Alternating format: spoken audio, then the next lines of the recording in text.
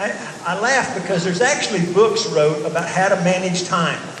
You ever read one of those?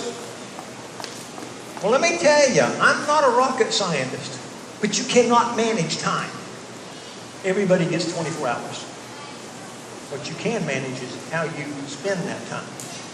The time's not going to change. Everybody gets the same amount of time. But it's not a time problem, so what is it? The first thing that steals our time is our heart.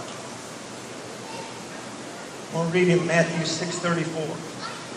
It says, "But seek first his kingdom and his righteousness, and all these things will be given to you as well.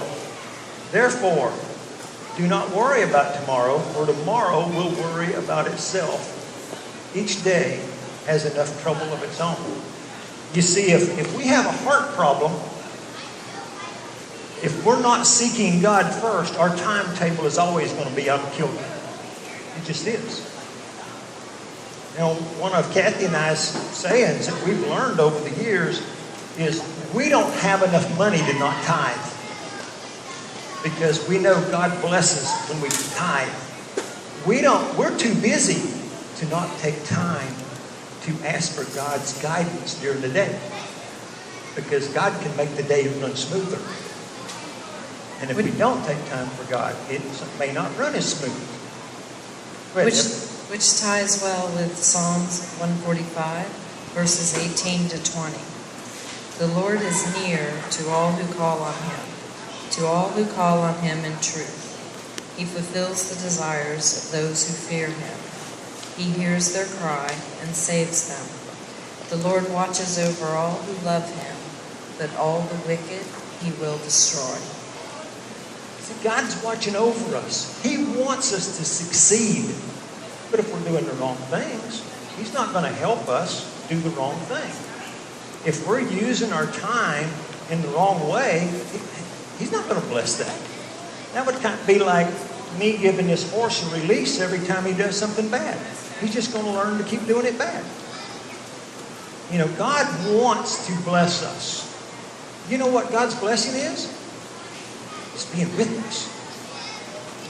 We could be in the middle of the storm and feel God's presence and have peace. Or we could be on a great trail ride and not feel God's presence. Because it depends on our attitude and the time that we spend with God.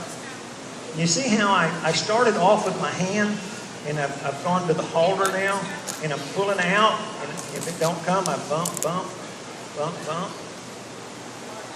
See, it's learning to be still though. Keep its feet still. You know, and this is one of those techniques that there's some trainers, they absolutely don't like it. If they pull their head around, they want their hips to move. I don't. I want to keep the head, neck, shoulders, ribs, and hips separate. It seems like horses can kind of learn to understand that a little bit better. We don't want to try to train too many things at one time in my space.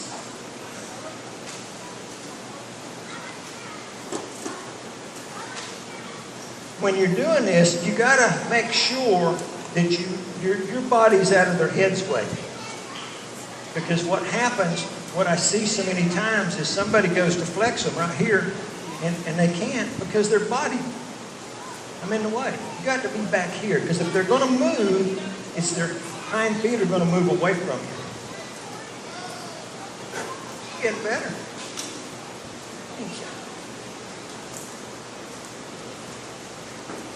She don't like being in church today. That's okay. You'll be better for it. You'll be better for it.